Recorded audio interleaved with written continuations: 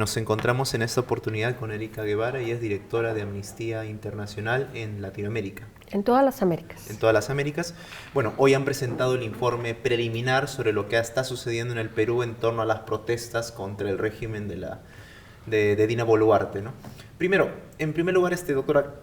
¿cuál es la conclusión que han podido llegar en estos meses, en esta etapa que han hecho una revisión de estos indicios, ¿no? Bueno, el equipo de Amnistía Internacional, un equipo de respuesta de crisis que tiene como experticia precisamente documentar graves violaciones a los derechos humanos en contextos donde la dimensión y la masividad de estas violaciones es crítica. Y que además se encontró en el terreno en momentos de que todavía hay un contexto de violaciones a los derechos humanos. Estuvo el equipo desplegado en Andahuaylas, en Ayacucho, en Chincheros, en Lima. Pudimos también documentar casos de otras regiones del país, y hoy día estamos presentando estos hallazgos iniciales porque nuestra investigación continuará y presentaremos un informe en las próximas semanas. Pero el hallazgo principal que hemos encontrado es que se ha hecho un uso ilegítimo de la fuerza letal, es decir, que se han utilizado armas letales y armas menos letales que de manera indiscriminada han puesto en riesgo la vida de las personas, y que este uso indebido y letal de la fuerza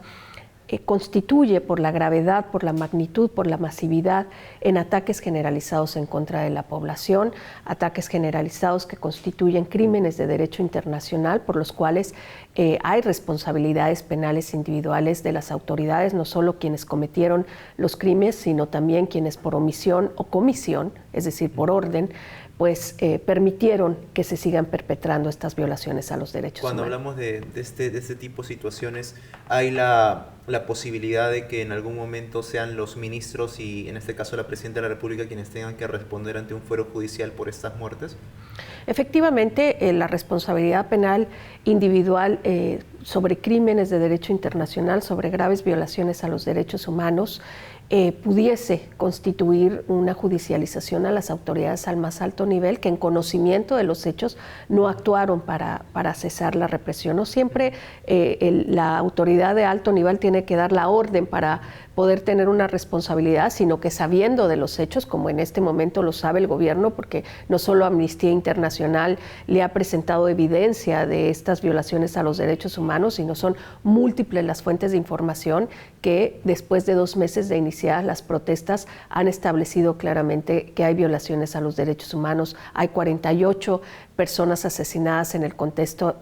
de las manifestaciones. Todas las personas que han sido asesinadas han sido el resultado de esta violencia letal, esta violencia ejercida con armas letales y armas menos letales, y que evidencian que se podrían inclusive constituir ejecuciones extrajudiciales. Hay algo importante que me ha señalado, doctora, es que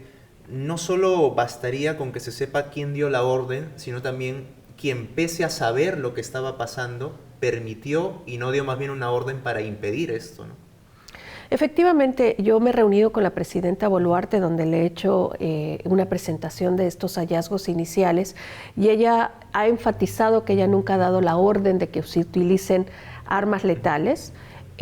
Sin embargo, ella sabe que se han utilizado armas letales. Para dar la orden y saber y permitirlo hay una distancia. Efectivamente, ella sabe que ha habido el uso de armas letales, hay evidencia acumulada sobre el uso de armas letales, y también como armas menos letales han sido utilizadas de manera indiscriminada, a pesar de que las propias leyes internacionales y nacionales prohíben, ¿verdad?, el uso de este armamento para el control de manifestaciones, o inclusive en los casos de excepcionalidad, ¿verdad?, en donde el Estado, por supuesto, puede ejercer la fuerza, pues se tendrían que haber agotado todos los recursos, que en este caso vemos que no ha sido la realidad. ¿Qué es lo que más quizás le ha llamado la atención en estas investigaciones que han realizado ustedes en cuanto al nivel de violencia que puede haber perpetrado el Estado frente a estas protestas, ¿no? Bueno, lo que más llama la atención de manera alarmante es la incapacidad intencional del Estado de diferenciar lo que puede ser un acto de violencia ejercido por un individuo dentro de una manifestación o por un grupo, y el resto, que son personas que están ejerciendo su derecho a la libertad de expresión y asamblea pacífica a través de movilizaciones sociales. Esa falta de distinción la han utilizado como una justificación, ¿verdad?, para hablar de 48 personas que han perdido la vida y centenares de personas que han sido heridas, cuando sabemos y hemos podido recolectar evidencia que de los casos, por ejemplo, de 12 casos de asesinato en el contexto de represión que Amnistía ha documentado rigurosamente, ninguna de estas personas se encontraba en una situación de violencia, no estaba ejerciendo ninguna forma de violencia. Muchas de estas personas o eran transeúntes o se encontraban inclusive participando inactivamente en un acto de protesta y que aún así recibieron un impacto de bala por estas armas de fuego. Hay un detalle también importante, por ejemplo, a lo largo de estos años en Perú siempre ha habido muertes en las protestas sociales, pero mayormente este manejo de las Fuerzas Armadas y la policía ante las protestas era el replegarlo a través de gases lacrimógenos. Pero en este caso Ayacucho, sobre todo que hace poco se mostraron los videos, hay evidencia de disparos directamente al cuerpo, y directamente inclusive hasta a la cabeza. Entonces, mi pregunta es, doctora, existe una, quizás no se sabe todavía porque las investigaciones fiscales no acaban, si la presidenta y sus ministros son responsables, pero ¿estamos ya ante un Estado con una política de represión y de violación de derechos humanos? Bueno, hablar de política de represión es muy anticipado todavía. Efectivamente, las investigaciones tienen que avanzar, pero hoy día las autoridades del Estado y particularmente del Poder Ejecutivo, a la propia presidenta, se le ha hecho de conocimiento múltiples veces que estas violaciones están ocurriendo. Lo que se esperaría es que cesen las violaciones a los derechos humanos, que haya un cambio sustancial en las tácticas del control de manifestaciones, porque de lo contrario, efectivamente, dejaría abierta, ¿verdad?, la puerta para entonces poder evidenciar que efectivamente se trata de una política de represión. Otro argumento que utilizan quienes quizás defienden cómo el Estado, el gobierno ha reaccionado frente a las protestas es que el Perú estaba en el marco de un estado de emergencia y que por lo tanto en el estado de emergencia a veces se suspenden ciertos derechos fundamentales, ¿no? ¿Qué se podría responder al respecto? Bueno, no solo se encontraba en una situación de estado de emergencia, aún se continúa, aún se han decretado estados de emergencia. Por ejemplo, en el caso de Puno, el estado de emergencia que se ha decretado le otorga las facultades a las fuerzas militares para el control de la región, lo que es sumamente peligroso porque ya hemos visto lo que ha sucedido en Ayacucho y el ejército siempre tiene que estar haciendo labores de seguridad pública bajo el mando civil y en este caso ha sido una excepción. Los estados de emergencia, por supuesto, tiene la potestad los gobiernos para imponerlos en una situación de excepcionalidad, pero precisamente tendría que demostrar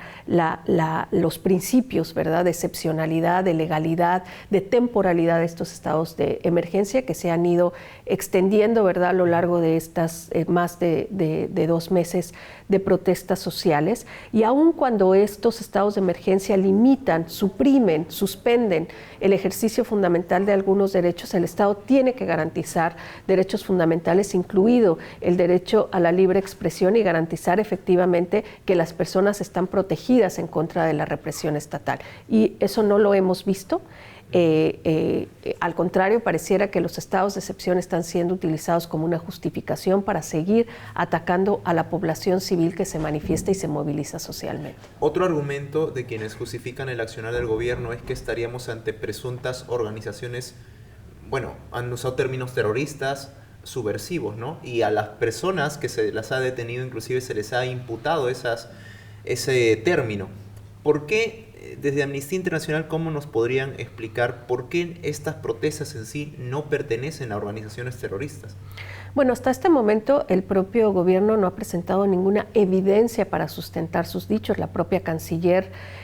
ha dicho que no tiene ninguna evidencia, ¿no? Sin embargo, continúan con esta narrativa que ha sido una narrativa que termina estigmatizando a la población en su conjunto y sobre todo a población de comunidades históricamente marginalizadas. Unas de los testimonios más desgarradores en las comunidades que visitamos fue escuchar de personas, de adultas mayores, mujeres, de gente muy joven, decir que su Estado los estigmatizaba como terroristas y que eso no solo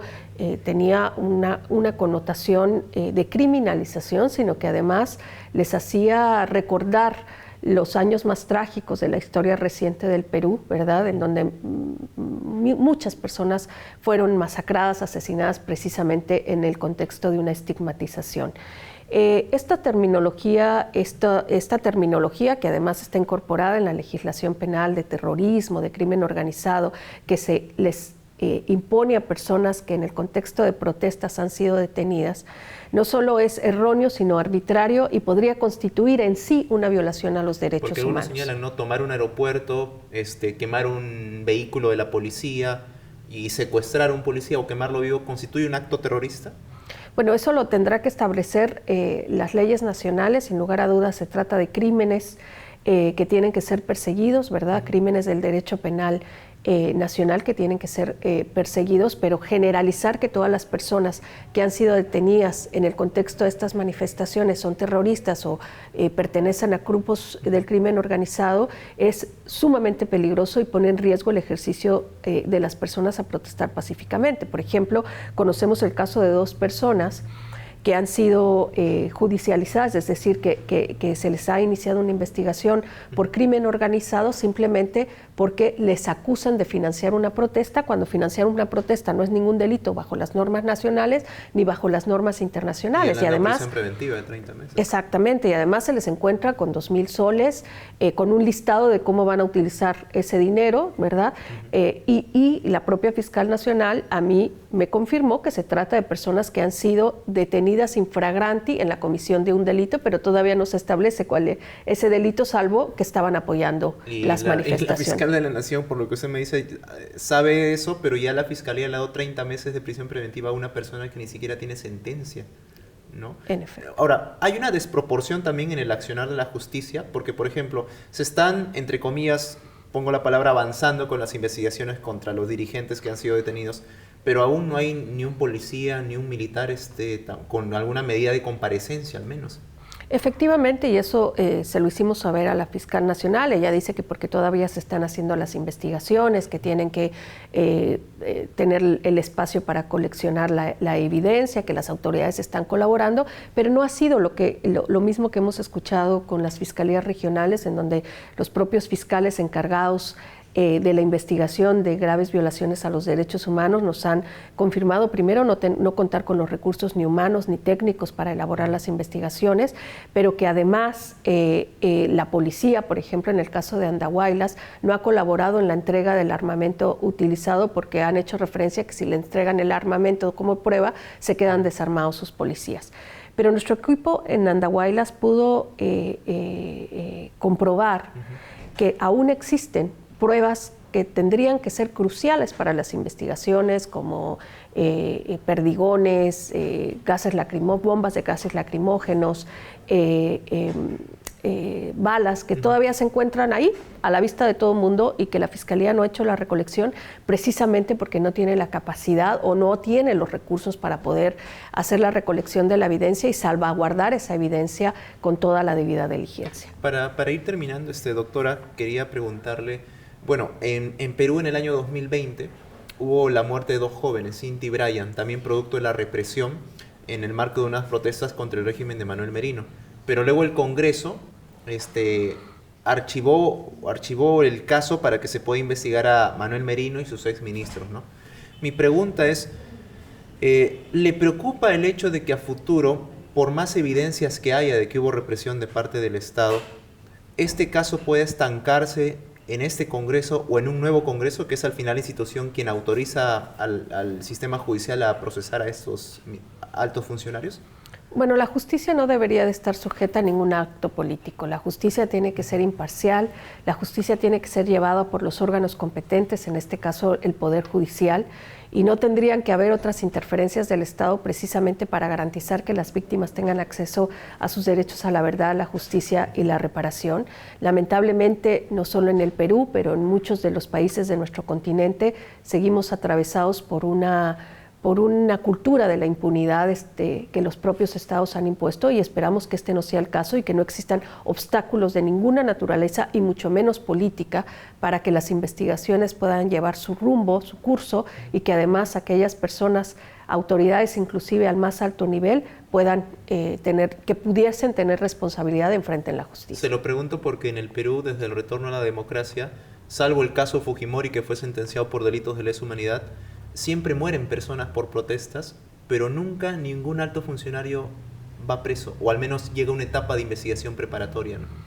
Y no solo que ningún alto funcionario, lo que pasa es que estas muertes y lo que hoy día estamos viendo en el Perú precisamente está alimentado por esa impunidad, porque ninguno de los casos de personas que han muerto en el contexto de protestas en los últimos años, pues estas investigaciones han llevado a la judicialización y a la convicción de los perpetradores. Y entonces esperamos que este no sea el caso, y es por eso que hemos enfatizado a la fiscal nacional el importante rol y la responsabilidad que tiene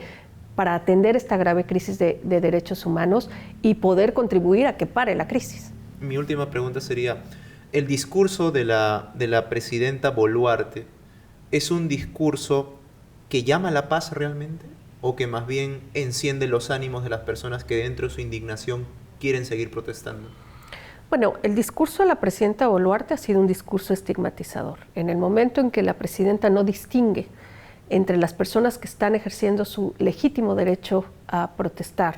y personas o grupos que pueden estar realizando actos de violencia, cuando la propia presidenta a la delegación de Amnistía Internacional le refiere que esto es parte de un boicot, de un complot en su contra, una cuestión política, pues está negando el derecho de las personas a tomarse las calles para exigir la rendición de cuentas. Disculpe que le corte, pero en la reunión ella utilizó la palabra boicot. Bueno, sí, dijo que era un boicot en su contra de su gobierno, ¿no? Por fuerzas políticas y violentas, cuando en realidad son grupos de comunidades históricamente marginalizadas que se están tomando las calles. Entonces, en el momento en que ella no hace esa distinción, ¿verdad?, termina estigmatizando y termina lamentablemente negando los derechos de las personas.